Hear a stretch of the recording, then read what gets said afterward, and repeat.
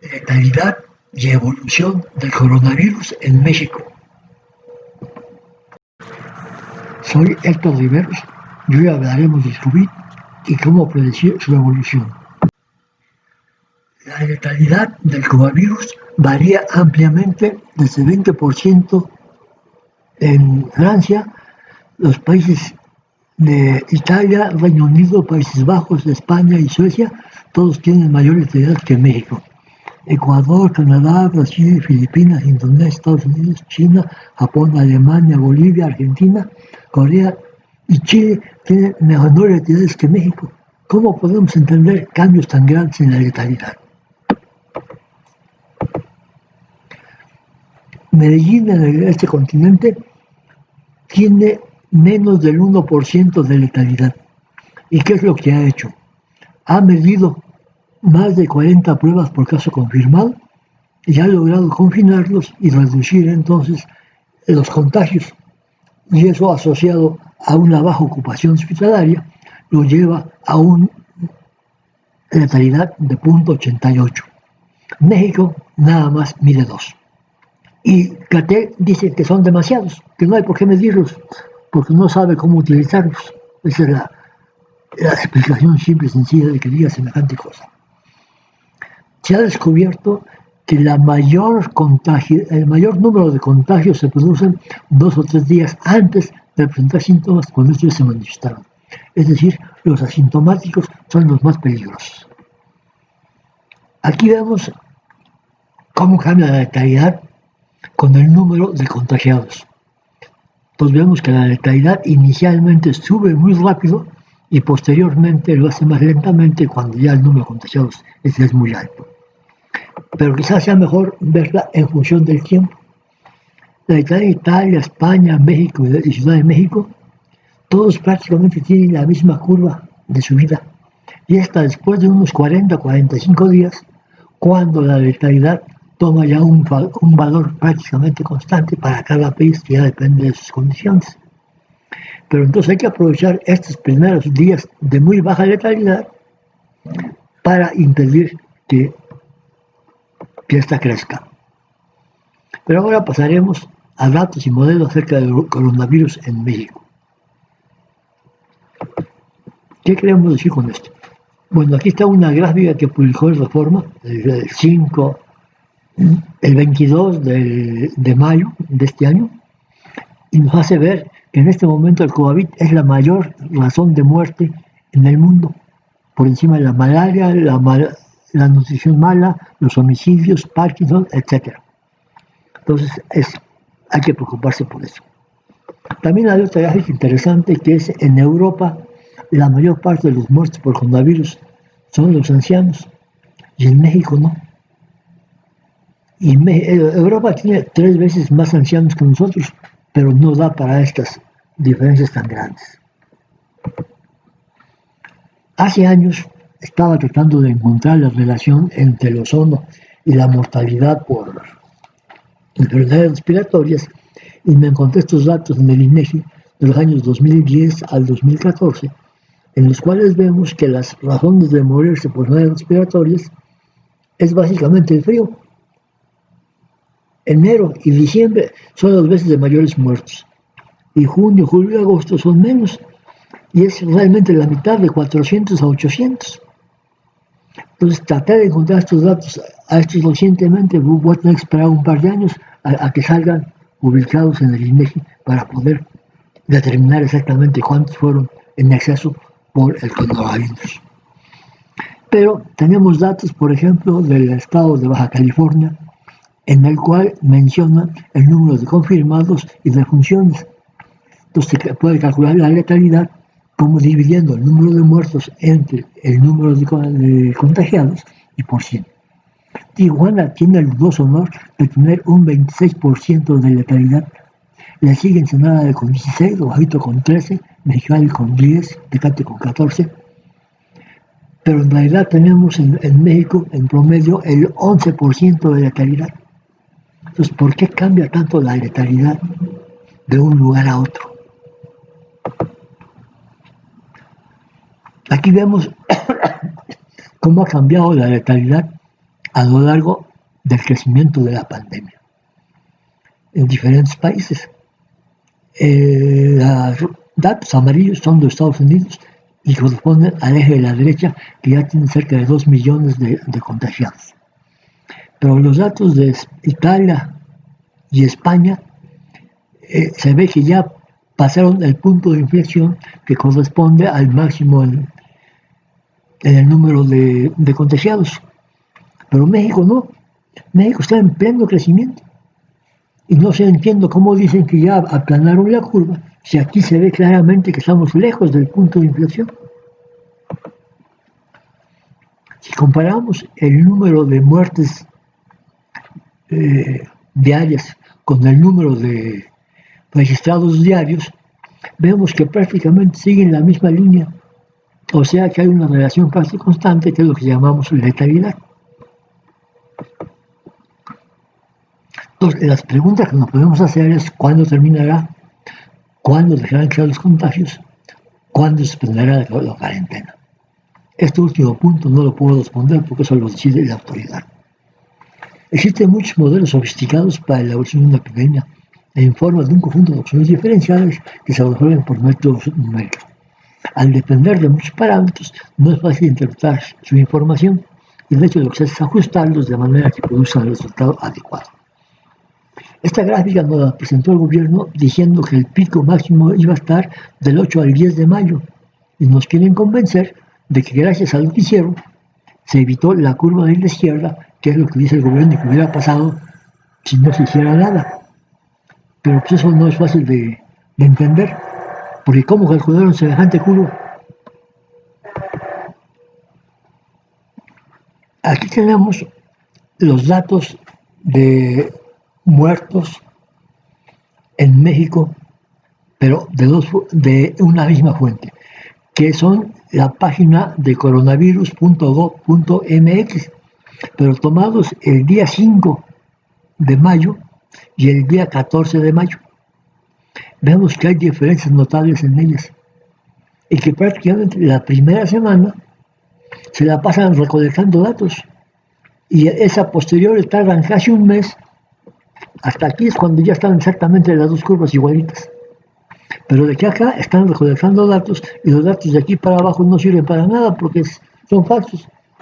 Dirían que nomás son 2, 7, 8 los datos registrados por día. Lo que pasa es que no saben recolectarlos y se tarda muchísimo tiempo en sumarlos. El dato que nos da Gatel cada noche debe ser la suma de todos estos datos acumulados, porque es el dato acumulado. Y de hecho Gatel nos predice, la siguiente curva la presentó el 28 de abril como la curva que iba a seguir la curva. Bueno, él dice que es el 28 de abril, pero no. Esto debe ser para el día 6 y 8. De hecho, el día máximo es el 28 de abril está el pico, según esta curva. Pero el 12 de mayo fue el día que se tomaron los datos. Y Gatel presenta como buenos los datos que ya sabemos que son de la subida. Estos datos de aquí simplemente suben y por eso están correspondientes, pero claramente su predicción está completamente equivocada. Su modelo matemático que le dieron no es el más adecuado. Ahora, veamos si hay otros modelos más adecuados. El CONACYT publica estos datos el día 21 de mayo, los publicó, y en el lado derecho podemos ver que es la curva que presenta Gatel. Es más, no se entienden estas subidas para acá. ¿Para qué las hicieron? No se ven reflejados por los datos. Se supone que estas curvas las hicieron ya conociendo esos datos. Y aquí la vemos la predicción del lado derecho de la misma curva, pero en una escala menor para que podamos ver con qué rapidez cae. Podemos apreciar que la curva predicha de subida y de bajada son prácticamente iguales, o sea, es simétrica respecto al máximo. Pero como veremos, no hay curva simétrica respecto al máximo en epidemias. Aquí tenemos los datos ahora publicados el 5 de junio. A pesar de que ya saben que su curva no fue la más adecuada, no modifican el pronóstico. Debían de ponerlo al día y ajustarlo de manera que represente los datos reales. Claramente las curvas aquí siguen creciendo. El conocido aparentemente no tiene muy buenos asesores. Ahora, hay un investigador, Agon Chen, que publicó esta gráfica en Milenio y es una predicción en el sentido de que ajustó la subida, y con la subida predijo el pico y la bajada. El pico está puesto para el 9 de mayo, que ya pasó y que evidentemente no hubo tal pico. Pero otra vez se mantiene una curva relativamente simétrica. Un investigador de la UNAM presentó estas ecuaciones como las ecuaciones del modelo SIR. Por SIR quieren decir que los susceptibles más los infectados más los recuperados tienen que ser igual al número constante. Pero este modelo que se propuso para justificar el coronavirus, pues simplemente no puede funcionar, porque este es un modelo que funciona para una epidemia que no tiene muertos. Aquí no hay lugar a los muertos. Entonces, estas ecuaciones no les hagamos caso y aprendamos que no todo lo que está en Internet sirve para algo.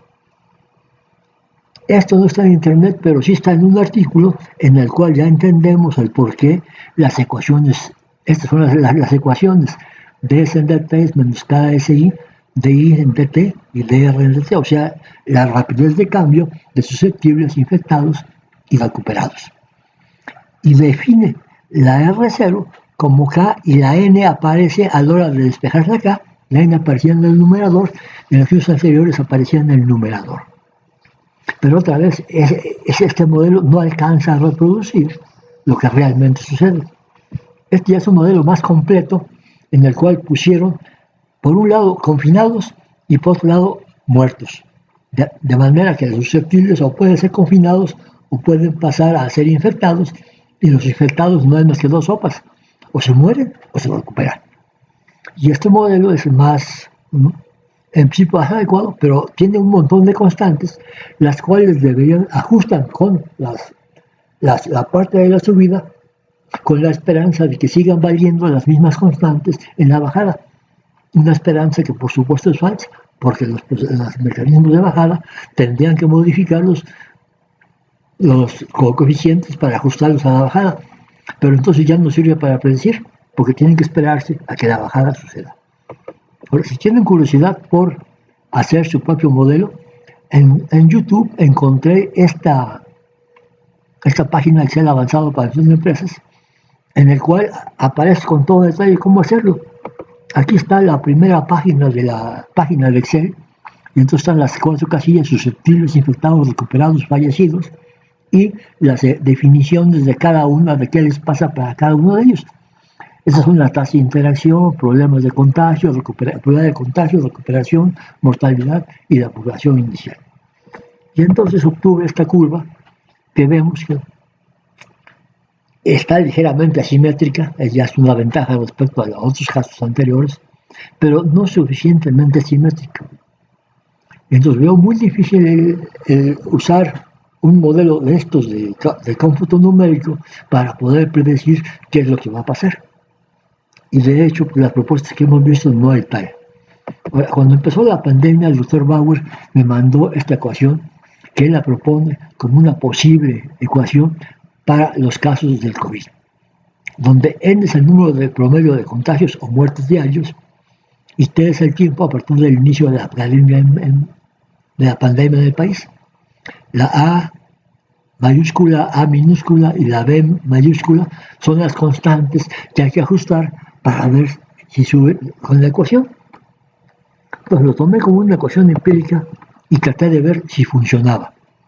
Entonces teníamos ya los datos de Italia, y entonces los datos de Italia, cuando vimos la ecuación, llegaban como hasta aquí nada más. O sea, se podía ajustar muy bien la bajada y predecía el resto de los datos. Ya se me movió la pantalla. Aquí tenemos los datos para España, excepto dos par de picos máximos. España también se predijo la cola, pero no se se cumple por completo la parte inicial. En cuanto a Alemania, ya muy posteriormente vimos que se puede ajustar toda la curva completa con la curva de Bauer. En cuanto al Reino Unido, todavía va a la bajada, pero pronostica razonablemente bien lo que está pasando. Y entonces, a Francia también encontramos la misma situación. Yo creo que esto debían de haber hecho los modelos de computadora que hicieron, de comprobar con casos que tiene la curva completa y tratar de aprender de ellos qué es lo que está pasando. Ahora, entonces, sabiendo que la ecuación de Bauer funcionaba razonablemente, entonces le ajustamos los datos de Gatel y encontramos esta curva que nos predice un máximo para el día 10 del mes de agosto y 406.000 contagiados. En cuanto a los muertes, la ecuación de Bauer lo que predice es que para el 9 de septiembre tendríamos 80.000 muertos. Pero lo que ya no empieza a oler bien es que las fechas difieren tanto. Y uno esperaría que, dado que los muertos es una fracción, la letalidad del número de contagiados, pues las dos fechas deberían de ser más o menos las mismas. Posteriormente encontré la ecuación de Gompers, que fue hecha en 1825 para predecir los contagios, y donde la A, la B y la C son constantes ajustables, y la ecuación es relativamente sencilla. Con Excel es muy simple, porque se puede calcular la primera exponencial en la primera columna y la segunda exponencial en la segunda. Y entonces en dos columnas de Excel podemos calcular la ecuación de Gompers. Ahora, Gompers se refiere a la curva acumulada de registros diarios. Entonces aquí podemos ver que la ecuación de Gompers para Francia pues la representa perfectamente, ¿no? Están completamente encimados los puntos de Francia con los puntos de Gompers. Si hacemos lo mismo con los datos de Francia 3 días,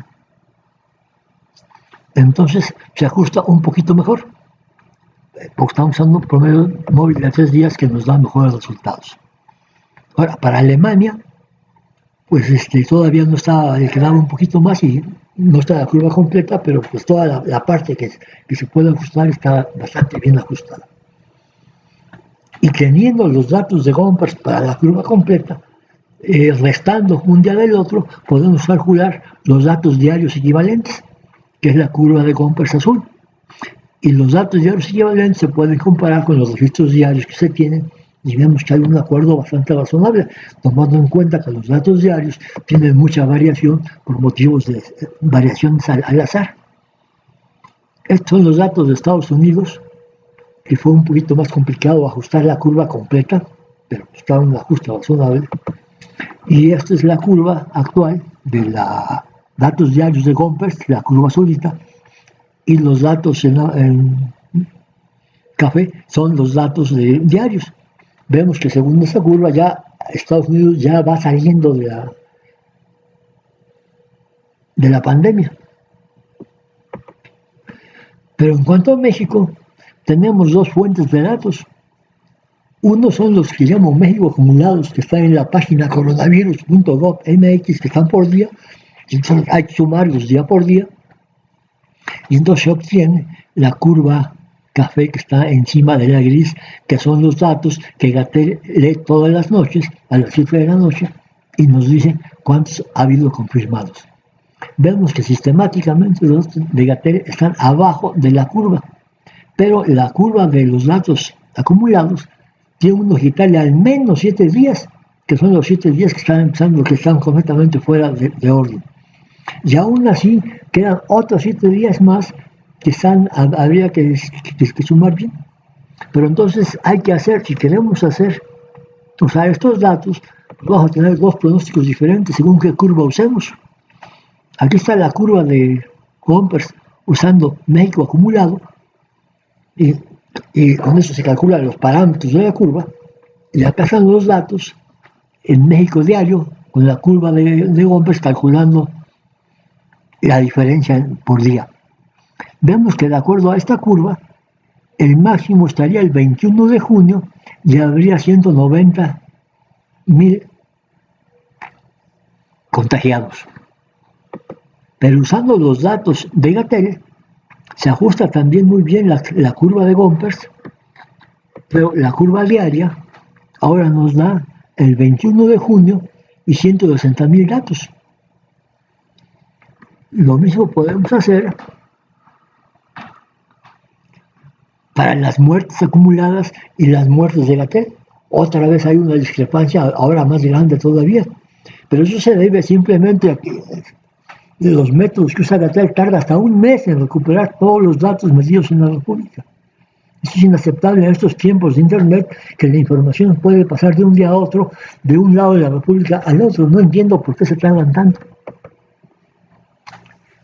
Entonces, ahí están las muestras acumuladas con los datos de Gompers, y aquí están los datos de las muestras acumuladas, pero para delta de Gompers. Ahora cambia por completo, ahora el máximo está en octubre 20 y las muertes serían 164.000. Podemos hacer lo mismo con las muertes de Gatel, ajustamos Gompers otra vez, sacamos el dato de los datos diarios y tenemos el máximo el 5 de octubre, 400.000. Como físico a mí me gusta medir la misma cantidad si puedo por diferentes caminos y si obtengo el mismo resultado, pues tengo bastante seguridad de que no tengo errores sistemáticos. Ahora, en los datos de la Ciudad de México, pues Gatel no da los datos de Ciudad de México, nada más da los datos de México completo. Pero los datos registrados tienen de hecho todos los estados, entonces ahí escogimos la Ciudad de México y vemos que los datos de Gompers se ajustan bien, pero una vez más nos dan que para la Ciudad de México el máximo está el 17 de septiembre con 201.000 contagiados. En cuanto a esos, pero si usamos los datos de muertes del mismo registro de coronavirus, hacemos el mismo ajuste y obtenemos que el máximo estaría el 5 de octubre. Ahora, aquí tengo una tableta recolectando todos los datos y encontramos que las fechas van del 10 de agosto, 21 de junio, 4 de octubre, 5 de octubre, 10 de septiembre, 17 de septiembre y 5 de octubre. Con los datos disponibles y usando las ecuaciones conocidas para la evolución de una epidemia, no podemos dar con certeza, sino hasta que sepamos dónde está el máximo y entonces podremos decir qué datos eran los buenos. Pero por lo pronto, lo que se ve muy claro es que el gobierno está pero muy lejos de tener buena asesoría en cuanto a calcular un buen modelo para la evolución de la pandemia. Conclusiones.